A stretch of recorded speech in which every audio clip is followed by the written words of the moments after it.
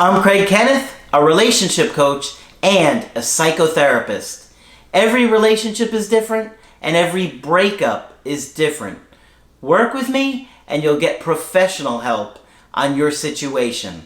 And if you're in no contact, focused on personal growth, my workbook series, The Knowledge, will help you make changes like you've never made before.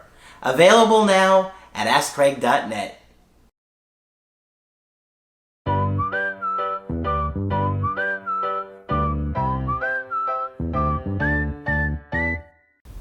Hi there, I'm Coach Craig Kenneth. And I'm Coach Victoria.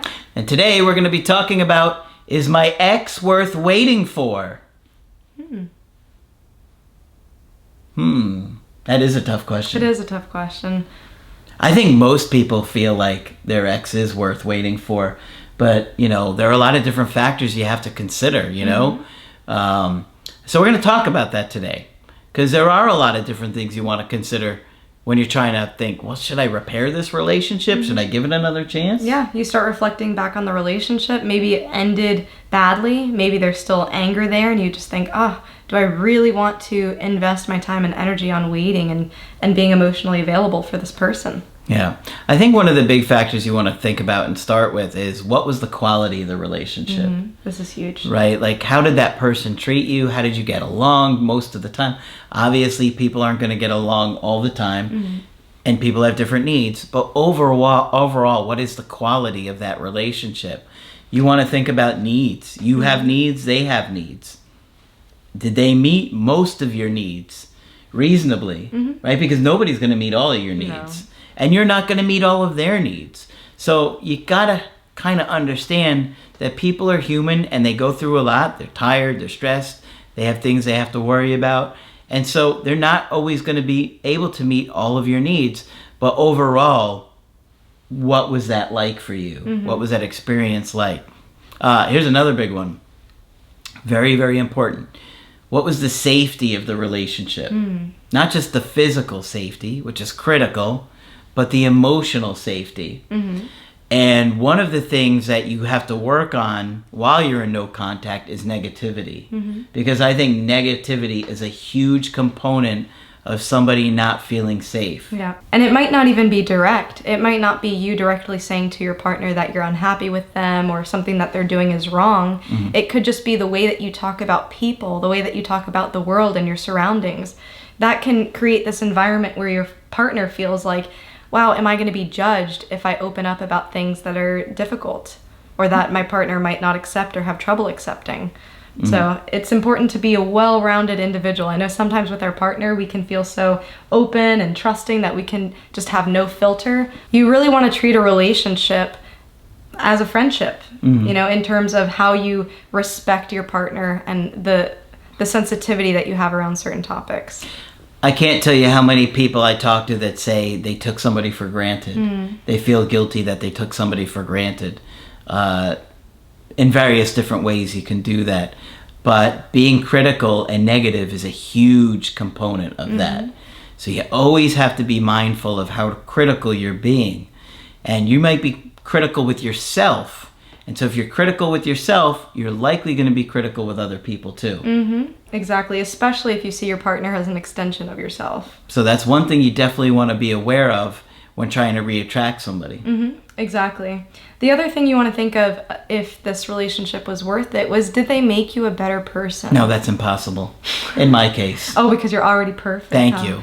I mean, thank you for recognizing that. Craig, what are we going to do with you? Nothing. I'm already perfect. We just established that. At least you're not being negative. Exactly. So you have to think about if your goals and dreams were important to them. If they supported your independence and wanted you to improve and do better. Sometimes, as we're talking about this low self-esteem, if we feel like we're not doing well with ourselves, we can bring our partners down. We might feel resentful if they're doing well, if they're successful. And so this can create a really toxic kind of dynamic in your relationship. Yeah, I'm just thinking about a lot of times people will become negative about supporting other people because they're afraid your independence will mean that you abandon them, right? So like you may not be supportive of somebody going to college because you're afraid if they go to college, they're going to be successful and leave you. But you know, you don't want to try and hold somebody back and vice versa, or have somebody hold you back because they're afraid you're going to leave them. That's not healthy. Exactly. And then you also have to think about how you felt when you were around them. Did you feel like you could be yourself? Did you feel like you could make jokes, be silly, be really vulnerable with them? Or were you always walking on eggshells? Do you feel like there were parts of you that you had to hide or suppress to make your partner happy? Yeah. Those are big points, because, you know, and again, a lot of this kind of comes back to the negativity and being critical, that somebody doesn't want to open up and be vulnerable with you if they feel like you're not going to listen or be receptive. Exactly. You know? Yeah. So you got to be aware of that for yourself too. And sometimes in a relationship, we can change parts of ourselves to appease our partner. So did you feel like you were being authentic, true to yourself, true to what you want out of life? Or did you feel like you were bending a lot of your own values and making compromises that were self-sacrificing to make the relationship work? Absolutely. Another one you want to consider is, did that person make efforts to grow in the relationship? Were they thoughtful or considerate and give you time and space when you needed it too? Because a lot of times, and I think this comes back to that taking the other person for granted, we just think, I can act however I'm going to act, behave however I want, and they're going to stay with me. So ideally you want somebody who's going to know that you have needs. They're going to be considerate of that, and even if they're not perfect, they're going to make attempts to try and give you what you need and be there for you in the way that you need them to be.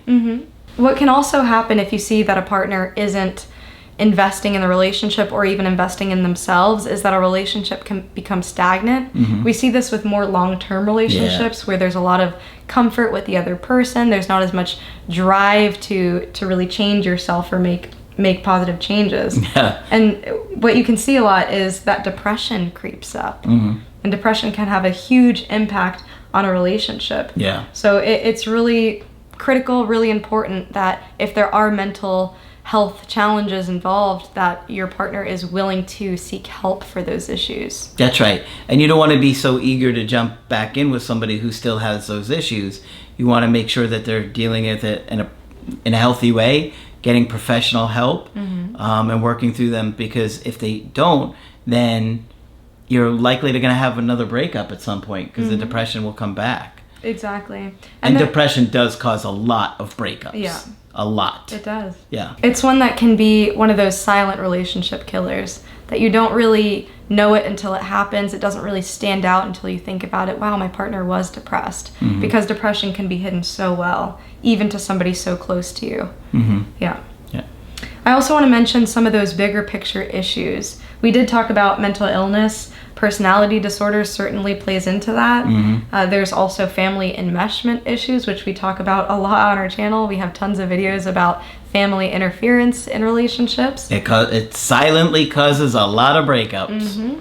Also, stages of development. If your ex is really immature and just hasn't had a lot of life experience. So these things take a lot of time. It's going to take a lot of patience on your end to make a relationship with them work again, and it also depends on their willingness. So we say this in this conversation about, is it worth it to get back with an ex, by also saying, how much are you willing to wait? How much are you willing to tolerate? How much patience do you have if your ex is dealing with some of these very serious issues? And how motivated are they? They're likely not going to be very motivated at first, but if you leave them alone and you're really committed to the personal growth, you'll be surprised how many people will shock you and say, you know, I realize that I have issues. I realize that I have problems. I am going to get help for it. But they're not going to be so eager to do it if they think that that they can get you back easily. So you got to act in a responsible way, that you're not quick to just take somebody back when they're, knocking on your door again. You want to make sure that you can turn it around in a healthy way, because ultimately that's the only way you guys are going to be happy together again, right? Exactly. And Margaret used to always have hope for every situation. She would say if people are willing to work on it, that things can improve, no matter how bad the situation is. And I believe that too. It's absolutely true. I've seen so many people over the years change their life and use a breakup to change their life. And I talk to people literally every week that are doing it and staying motivated. And many of those people have another chance with their ex. Sometimes even after 50 years, right? But it's important for you to consider the person, the relationship, your other relationships. How does it compare? The pros, the cons, your needs, their needs, and if you can do it again, but make the second time around even better. Exactly. And just addressing those issues that keep popping up. You know, sometimes during a breakup, it's just a manifestations of the issues that already existed and maybe not just the reason for the breakup itself, if that makes sense. The breakup is the culmination of all those things, yeah. Exactly. Okay, so hopefully you found this one helpful. Of course, if you want to get our help personally, you can do that on my website, askcraig.net. I do email coaching and I do Skype. Of course, you can get Victoria's help as well. I'm here to talk if you need. Just click on her name on the top of the website.